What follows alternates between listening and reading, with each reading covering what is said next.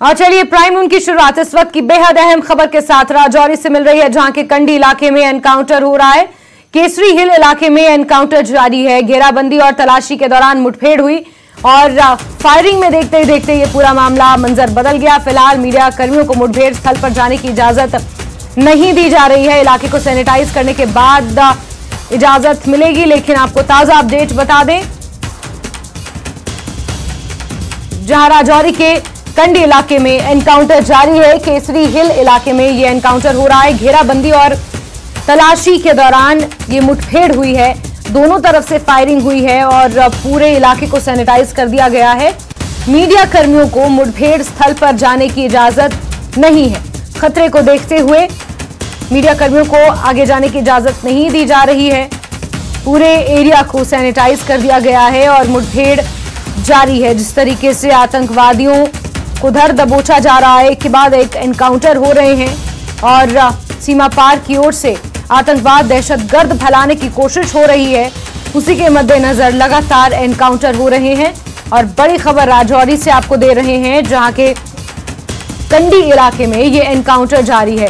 केसरी हिल इलाके में एनकाउंटर हो रहा है। आपको हम जो तस्वीरें दिखा रहे हैं, इससे आगे मीडिया कर्मियों को जाने की इजाजत नहीं है सुरक्षा के लिहाज से, क्योंकि वहां पर अभी मुठभेड़ है। और सबसे पहले न्यूज 18 आपको ये तस्वीरें दिखा रहा है। फिलहाल मीडिया कर्मी इससे आगे नहीं जा सकते।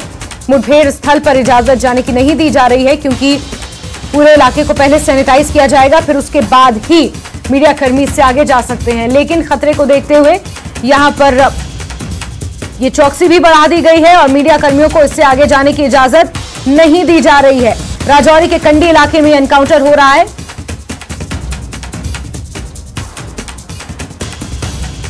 राजौरी के कंडी इलाका में इस वक्त मैं मौजूद हूँ। ये वही इलाका है, यहाँ सुबह से आतंकियों के साथ मुठभेड़ जो है वो चल रही है। मैं आपको दिखाना चाहता हूँ कि गाड़ियों की आमद-ओ-रफ्त इस जगह से आगे जाने की किसी को भी नहीं है। मैं तस्वीरों में आपको दिखाऊंगा सिक्योरिटी के एहलकार जो है वो किस तरह से यहाँ पर अलर्ट हैं और किसी भी तरह की आमद-ओ-रफ्त जो है वो आगे के लिए बंद कर दी गई है और तमाम गाड़ियाँ यहाँ पर रोकी गई हैं। जो भी यहाँ से गुजरता है उसकी पूछताछ जो है वो की जाती है, क्योंकि आगे जो है वो पूरा एरिया जो है वहाँ पर सैनिटाइज करने के बाद ही तमाम गाड़ियों को यहाँ से खोलने की इजाज़त जो है वो होगी। सिक्योरिटी फोर्सेस पूरी तरह से इस पूरे इलाके में जो है वो सर्च भी चला रही है और सर्च के साथ साथ इनकाउंटर जो है वो चल रहा है। ये सामने वाली पहाड़ी आप देख सकते हैं किस तरह का ये पहाड़ी इलाका है और कितना दूर दराज का और जंगल का एरिया है, लेकिन इसके बावजूद भी सिक्योरिटी फोर्सेस कोई भी ऐसा मौका नहीं चौंकाना चाहती जिसमें वो आतंकी जो है वो बच के निकलें, क्योंकि इस पूरे इलाका को जो है वो पूरी तरह से इस इलाका में जो है वो सर्च जो है चलाई जा रही है और इनकाउंटर जो है वो इस इलाका में चलाया जा रहा है। अब जो है वो फ़िलहाल ऑफिशियल कंफर्मेशन अभी इनकाउंटर के बारे में किसी भी अधिकारी ने नहीं दी है, लेकिन फ़िलहाल की रिपोर्ट यही है कि इस पूरे इलाका में गाड़ियों की आमद-ओ-रफ्त जो है बंद कर दी गई है। लोगों को घरों से बाहर निकलने की इजाज़त जो है वो नहीं है और इनकाउंटर जो है वो बराबर इस वक्त चल रहा है। दोनों तरफ से गोलाबारी जो है वो इस पूरे इलाका में, कंडी के इलाका में चल रही है। न्यूज़ 18 के लिए राजौरी से मैं शक्ति शर्मा। चलिए आगे बढ़ेंगे और पुंछ जिले को कश्मीर से जोड़ने वाली ऐतिहासिक मुगल रोड से बर्फ हटाने का अभियान पूरा हो गया है, लेकिन लगातार चल रहे खराब मौसम और पुंछ जिले के ऊंचाई वाले क्षेत्रों में रह रहकर होने वाली बर्फबारी के चलते अभी अगले 5 से 6 दिनों में मुगल रोड पर यातायात बहाल होने की कोई संभावनाएं नजर नहीं आ रही हैं। हालांकि मुगल रोड पर जल्दी यातायात बहाल करने को लेकर पुंछ जिला प्रशासन प्रयासरत है, जिसके चलते कल जिला विकास उपायुक्त पुंछ यासीन एम चौधरी ने भी मुगल रोड का पीर की गली तक दौरा किया। मुगल रोड की स्थिति को देखते हुए संबंधित विभाग को मुगल रोड को जल्द वाहनों के चलने योग्य बनाने के निर्देश भी दिए।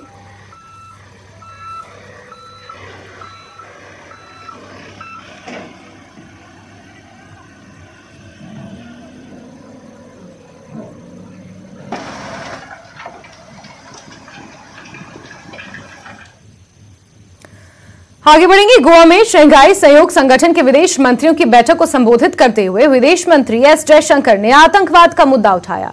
उन्होंने कहा कि सीमा पार आतंकवाद सहित इसके सभी रूपों को रोका जाना चाहिए। उन्होंने आगे कहा कि किसी भी तरह के आतंकवाद को आज के समय में कभी भी जायज नहीं ठहराया जा सकता।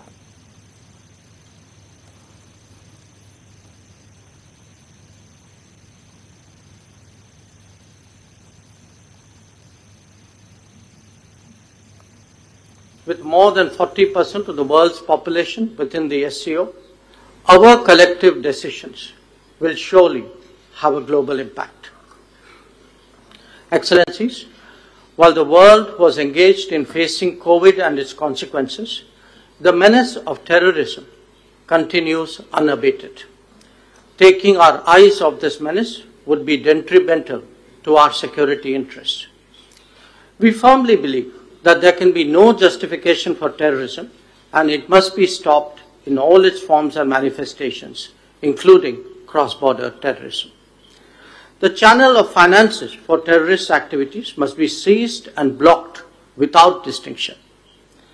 Members need not be reminded that combating terrorism is one of the original mandates of the SCO. G20 बैठक से पहले अलर्ट कर दिया गया है। सुरक्षा को लेकर पुलिस और सेना सतर्क है। G20 की बैठक से पहले नेशनल हाईवे पर चेकिंग हो रही है। चौकसी को बढ़ा दिया गया है। सुरक्षा व्यवस्था हाई अलर्ट पर है। हर आने जाने वाले यात्रियों और गाड़ियों की चेकिंग की जा रही है। बहुत जल्द कश्मीर में G20 समिट की कुछ बैठकें होने वाली है, जिसको लेकर सुरक्षा व्यवस्था को चाक चौबंद कर दिया गया है। खास तौर पर जम्मू पठानकोट नेशनल हाईवे पर लगातार चेकिंग जारी है। हर गाड़ी की तफसील से चेकिंग की जा रही है। हर आने जाने वाले की तलाशी ली जा रही है। इसके अलावा सुरक्षा ग्रिड को और मजबूत करने की कोशिशें लगातार जारी हैं और पूरे इलाके को सुरक्षा के लिहाज से अलर्ट पर रख दिया गया है। सेना सतर्क है। G20 की बैठक से पहले नेशनल हाईवे पर भी चेकिंग का सिलसिला जारी है और गहनता से हर गाड़ी की, हर आने जाने वाले की चेकिंग हो रही है।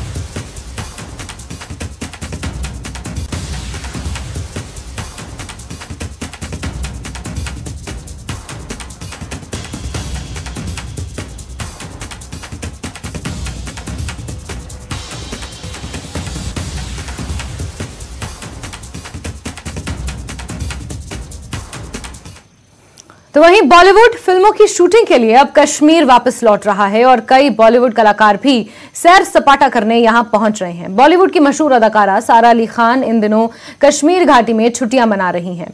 उन्होंने कश्मीर की खूबसूरती बयां करते हुए अपनी कुछ तस्वीरें सोशल मीडिया पर साझा की हैं।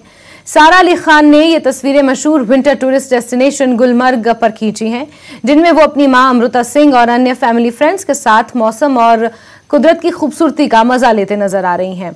इसे कश्मीर घाटी में पर्यटन पटरी पर आने के एक बड़े बदलाव के रूप में देखा जा रहा है, क्योंकि इन बॉलीवुड सितारों ने अपनी छुट्टियां मनाने के लिए यूरोप के बजाय कश्मीर को तरजीह दी है।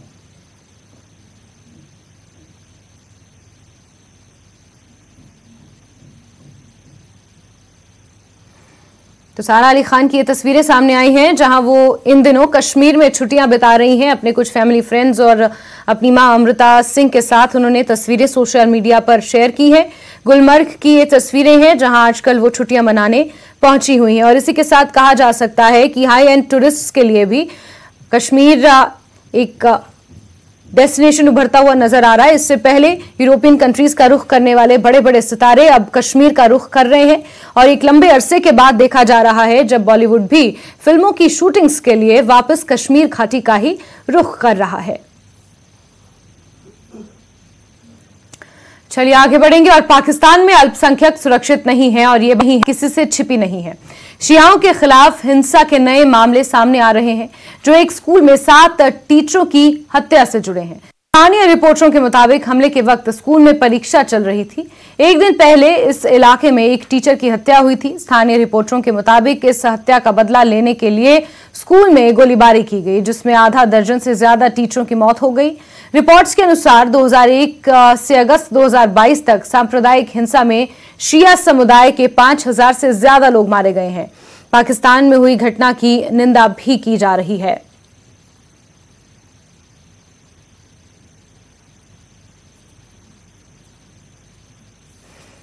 तो शियाओं पर जुल्म की तस्वीरें सामने आई हैं, जहां पाकिस्तान में शियाओं पर लगातार हत्या के मामले और उन पर क्रूरता के मामले बढ़ते जा रहे हैं और उसी की एक तस्वीर सामने आई है, जो इस वक्त आपके टीवी स्क्रीन पर हम दिखा रहे हैं। और हर तरफ शियाओं पर हो रहे अत्याचार की पाकिस्तान में निंदा भी की जा रही है।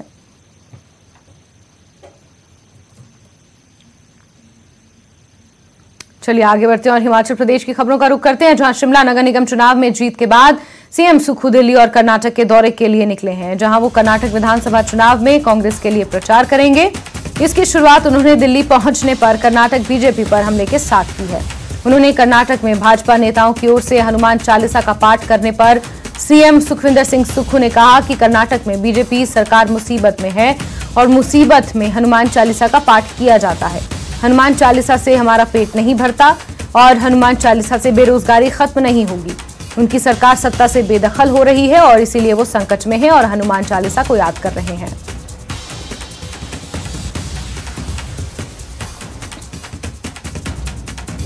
राजनीतिक इश्यूज होते जो चुनावों के वक्त कुछ स्टैंडिंग ना रह जाते हैं, राजनीतिक तरीके होते हैं जिस तरीके से ये अपनी वोटर को लुभाने के काम करते हैं। अब हम हनुमान चालीसा पढ़ते तो पेट तो हमारा हनुमान चालीसा से तो नहीं भरा जाएगा ना, बेरोजगारी हनुमान चालीसा से तो नहीं होगा ना। तो इस दृष्टिकोण से भी हमें देखना चाहिए। वो हम सुबह उठ के पढ़ते हैं ताकि हमें सही दिशा दे और हमारी जीवन को अच्छा बनाने के लिए जो हम मंत्र पढ़ते हैं ताकि हम उनको अपने में अपनाकर आगे बढ़ा सके। तो इन चीजों से तो नहीं होगा ना। वहाँ विकास करना है, वहाँ महिलाओं को सम्मान मिलना है, वो तो सब चीजें सरकारें करती है ना जो सत्ता में होती है। तो सरकारें सत्ता में आके नहीं कर रही है तो हनुमान चालीसा किस लिए पढ़ रहे? संकट से बचने के लिए। कर्नाटका में संकट है उनकी सरकार पर और लगता है कि हनुमान चालीसा का पाठ तभी किया जाता है जब कोई संकट आया तो उनकी सरकार जाने वाली और संकट आया उन पर।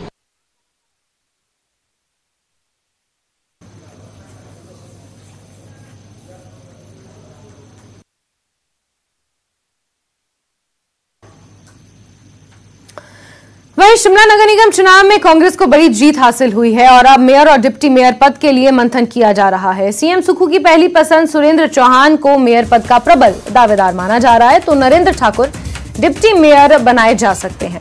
इसके लिए जल्द ही सभी पार्षदों की बैठक भी होने वाली है।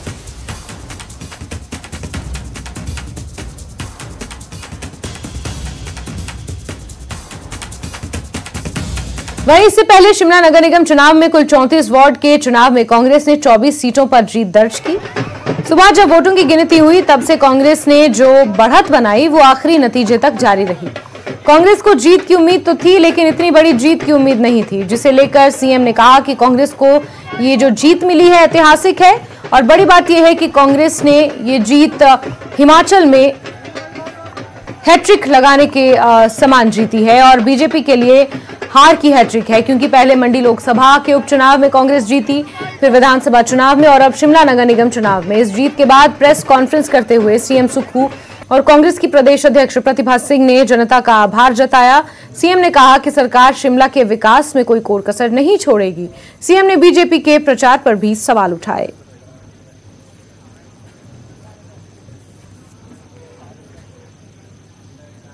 कॉर्पोरेशन का रिजल्ट निकला है, जितने भी पार्षद गण जीत कर आए सबको हम बहुत बहुत बधाई देते हैं और उम्मीद करते हैं कि वो जो हमने लोगों को प्रॉमिसेस किए हैं उसको विधिवत तरीके से उस कार्य को करेंगे। जितने भी हमारे पार्टी के कार्यकर्ता हैं, जितने भी हमारे पार्टी के लीडर्स हैं, सभी हमारे महिला वर्ग, आदर के योग्य सभी बुजुर्गों ने जो काम किया है पार्टी के लिए, उसके लिए मैं उनका बहुत बहुत आभार व्यक्त करती हूँ, धन्यवाद करती हूँ कि आपने इस बहुत ही महत्वपूर्ण चुनाव को जीतने में जो हमें सहयोग दिया और दिन रात कार्य किया, उसके लिए मैं पार्टी की तरफ से आपका बहुत बहुत आभार व्यक्त करती हूँ। धन्यवाद। सबसे पहले तो मैं शिमला की जनता का जो शिमला नगर निगम के दायरे में आती है और जिसमें प्रदेश के सभी जिलों के लोग रहते हैं, जो मिनी हिमाचल के नाम से जाना जाता है, उस शिमला की प्रबुद्ध जनता का धन्यवाद करता हूं कि 10 साल के अंतराल के बाद पहली बार नगर निगम में हमें पुनः काबिज होने का मौका मिला है। आप जानते हैं कि पिछले जब विधानसभा चुनाव होने थे तो भारतीय जनता पार्टी ने किस तरह इन चुनावों को टालने की कोशिश की और उसमें वो सफल भी हुए। और उसके बाद हिमाचल की जनता ने कांग्रेस पार्टी को विधानसभा में अपना बहुमत दिया और कांग्रेस की सरकार हिमाचल प्रदेश में बनी। कांग्रेस की सरकार बनने के बाद हमारे मंत्रिमंडल के सभी सहयोगी और हम लोग सभी ने दिन रात मेहनत की और 5 माह में हमने जनता के हित से संबंधित फैसले किए। आगे बढ़ते हैं और कांग्रेस की जीत बड़ी है तो उससे बड़ी है बीजेपी की हार, क्योंकि बीजेपी निगम चुनाव में दहाई का आंकड़ा भी नहीं छू पाई। इसे लेकर नेता प्रतिपक्ष जयराम ठाकुर ने आरोप लगाया और चुनाव में सरकारी तंत्र का दुरुपयोग करने की बात कही। सरकार ने हर तरह से चुनाव को प्रभावित करने की पूरी कोशिश की है, यह आरोप नेता प्रतिपक्ष ने लगाए।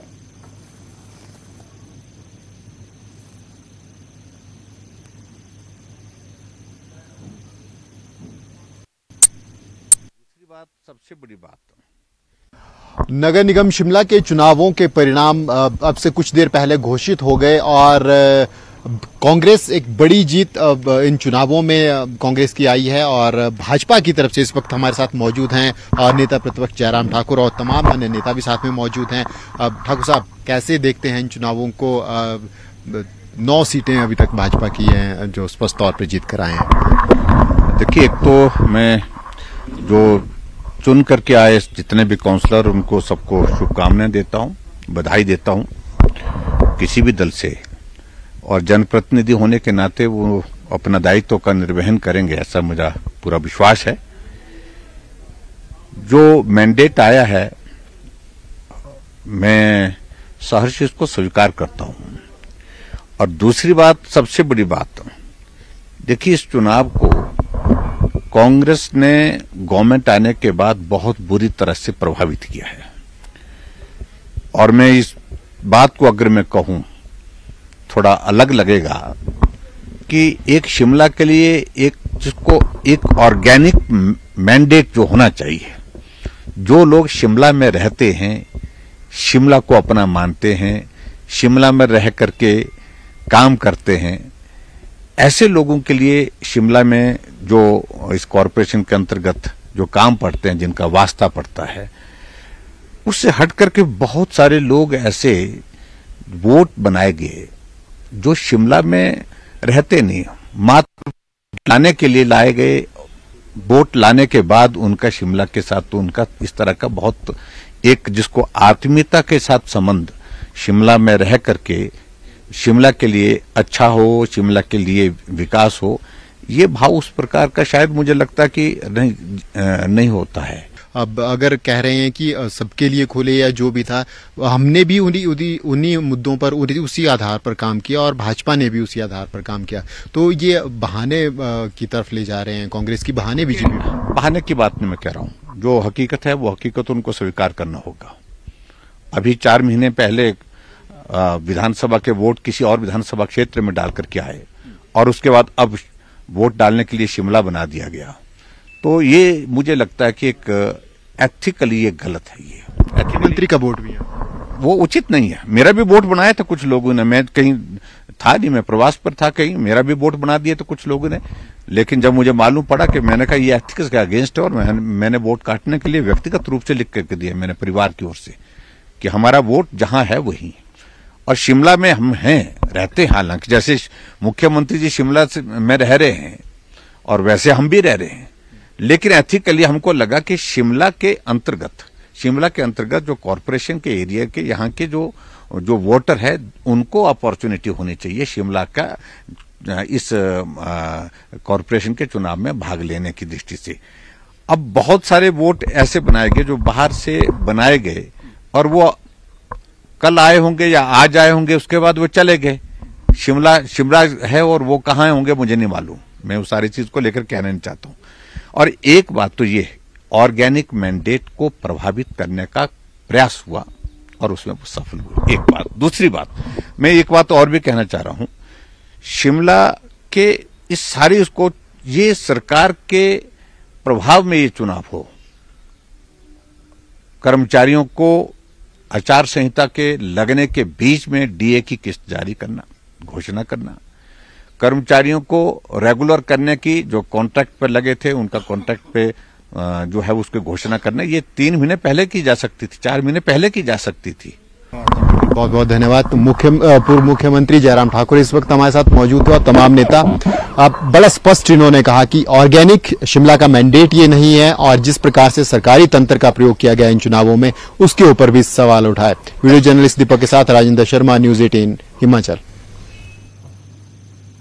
वहीं मंत्री विक्रमादित्य सिंह ने शिमला में कांग्रेस की जीत पर सोशल मीडिया पोस्ट पर जय श्री राम लिखकर लोगों को बधाई दी, जिसे लेकर उन्होंने कहा कि ये जीत राम की कृपा से मिली है और जय श्री राम पर बीजेपी का एकाधिकार नहीं है।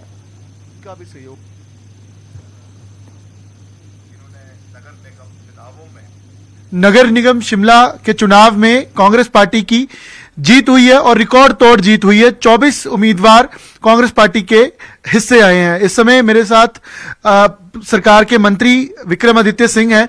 विक्रम जी, पहले तो सरकार को बधाई। और कैसे देखते हैं इस जीत के, क्या मायने हैं आपके लिए, पार्टी के लिए और सरकार के लिए? इस जीत के मायने शिमला को आगे ले जाने के लिए जो शिमला शहर के मतदाताओं ने जो अपना मतदान दिया है उसके लिए हम विनम्रता से उनका बहुत बहुत धन्यवाद करते हैं और उनको विश्वास दिलाना चाहते हैं कि हमारे मुख्यमंत्री जी सुखू जी की अध्यक्षता में, हमारी पार्टी अध्यक्षा प्रतिभा सिंह जी की अध्यक्षता में हम मिलकर हर क्षेत्र का विकास करेंगे। पूरा तालमेल केंद्र सरकार के साथ बनाया जाएगा। बारी बारी ये बात चुनावों में कही जा रही थी विपक्ष द्वारा कि आप पैसा जो है केंद्र से नहीं ला पाएंगे क्योंकि वहां पे भाजपा की सरकार है। हमने चुनावों में भी कहा कि हम दिखाएंगे कि सकारात्मक राजनीति क्या होती है और हम दिखाएंगे कि केंद्र से पैसा कैसे लाया जाता है, चाहे वो स्मार्ट सिटी के लिए है, चाहे वो अमृत स्कीम्स के लिए है, चाहे वो और जो शिमला शहर के मुतलक जो और स्कीम्स है उसके लिए है, वो हम करेंगे। आज एक बहुत अच्छा निर्णायक जो है वो लीड मिली है। 24 सीटें 34 में से कांग्रेस पार्टी को मिली है और उसमें मेरा जो निर्वाचन क्षेत्र है उसमें 4 सीटें थी, चारों की चारों कांग्रेस पार्टी ने जीती है। तो मैं अपने मतदाताओं का बहुत बहुत धन्यवाद करना चाहता हूं। बीजेपी की हार का कारण क्या मानते हैं आप? बीजेपी देखिए ओवर कॉन्फिडेंट है और हैरानी की बात यह है कि नगर निगम के चुनाव हो रहे हैं और मोदी जी के नाम पर वोट मांगा जा रहा है। केंद्र के नेता जरूर है मगर किसी के मोहल्ले में टूटियां लगानी है। अब उसके लिए भी प्रधानमंत्री जी आएंगे क्या दिल्ली से नलके लगाने के लिए? कहीं पे एम्बुलेंस रोड बननी है उसके लिए भी प्रधानमंत्री जी, मतलब ठीक है आप प्रधानमंत्री जी का इस्तेमाल करें अपने चुनावों के लिए, पर इतना भी ना करें, इतना भी उनका स्तर ना गिराएं कि एमसी चुनावों में भी उनका इस्तेमाल किया जा रहा है। तो जनता समझ गई है कि हर चीज में मोदी जी को आगे कर इस तरीके का जो इनका एक वो रहता है वो हिमाचल में नहीं चलने वाला है। मैंने तो लोकसभा विधानसभा चुनावों में भी कहा था, उस समय भी ये जो विधानसभा के चुनाव थे इसको ये मोदी बनाम जो है वो कांग्रेस करने की कोशिश कर रही है। और इसी के साथ प्राइम नून में अभी के लिए बस इतना ही, लेकिन न्यूज 18 JKLH पर खबरों का सिलसिला लगातार जारी रहेगा। आप बने रहिए हमारे साथ।